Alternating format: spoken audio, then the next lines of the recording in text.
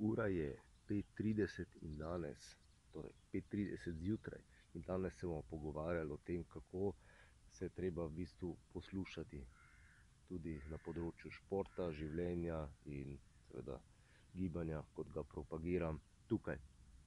Kot vidite, sonce še niti ni vzšlo. In če bi mi zdaj kdo rekel, Lisac, pojdi laufat ali pa pojdi delat sklece ali pa pojdi se raztegovati, bi rekel samo ne hvala. Ne hvala pa zaradi tega, ker sem se pri 45 počasi, poudarek je na počasi, začel poslušati.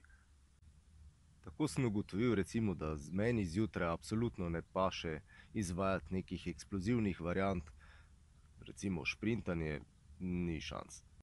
Tudi razne vzdržljivostne variante, recimo tek zjutraj, tudi ni šans.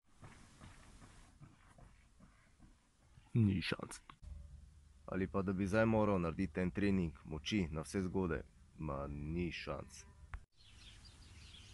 Slišite tele hiperaktivne ptiče tule v ozadju? No, tele ne poslušajo sami sebe. Verjetno so dobili kakšen efedrin v ptičjo hrano. To ni zame. No, kaj pa je zame ob tem času? No, mogoče kakšno bingljanje, čisto nežno.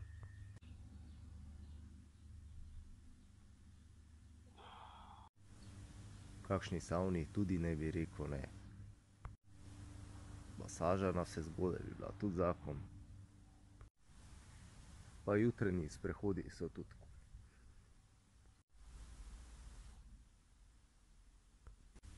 Pa to, kar ste zdaj videli, stanje v vodi, to bi tudi še šlo skozi. Verjetno sem jaz bolj kot kača, na katero mora malo posijati sonce in šele tam okoli 10. Sem dober za miganje. Z vsem tem sem vam pač hotel povedati, da če zjutraj niste za miganje, pač niste za miganje. In da se treba poslušati. In kaj pa poslušanje samega sebe ni, vam bom pa tudi povedal. Če sredi gorskega maratona stakneš sončarico in laufaš potem še približno 20 kilometrov naprej, to ni poslušanje samega sebe.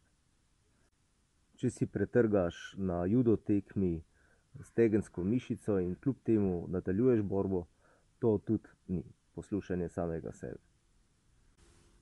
Če si med sparingom lomiš rebro in potem nadaljuješ kljub temu z borbo, to tudi ni poslušanje samega sebe.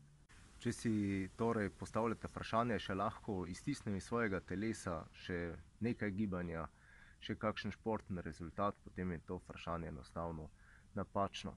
Zakaj? Zato, ker lahko tudi še na smrtni postelji stisnete svojega telesa 100 sklec in potem crknete.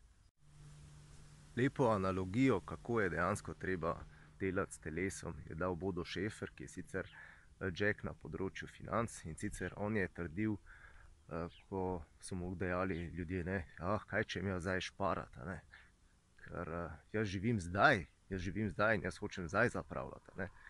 Potem jim je rekel, ja dobro, vi lahko zdaj zapravljate, ampak če boste imeli smolo, boste živeli še jutri. In isto je tudi z gibanjem, torej šparajte se zdaj, zato da boste lahko se gibali tudi jutri. Če potrebujete več tovrstnega modrovanja, obiščite mojo spletno stran otelesu.com. Jaz sem Robert Lisac, profesor športne vzgoje, trener borilnih veščin. Se vidimo jutri. Čau.